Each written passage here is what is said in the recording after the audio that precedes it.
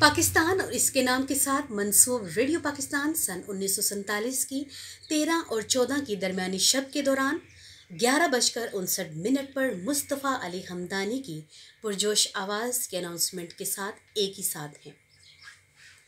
पाकिस्तान और इसके नाम के साथ मंसूब रेडियो पाकिस्तान आज़ादी के इब्तदाई लम्हों में साथ साथ है। ये वो पहला इदारा है जिसकी गूंज पाकिस्तान के ऐलान के साथ ही दुनिया में गूंजी थी।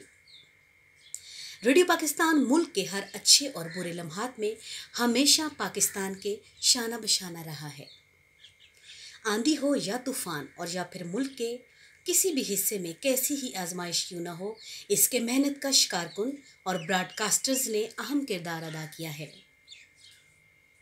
कौमी विरसा की एक मिसाल ये भी है कि इसकी आवाज़ और ख़जाने की नादर लाइब्रेरी कायदे आज़म की आवाज़ से लेकर मौजूदा सरबराहों की तकारीर मुकम्मल तारीख़ और तारुफ़ के साथ रेडियो पाकिस्तान में महफूज हैं।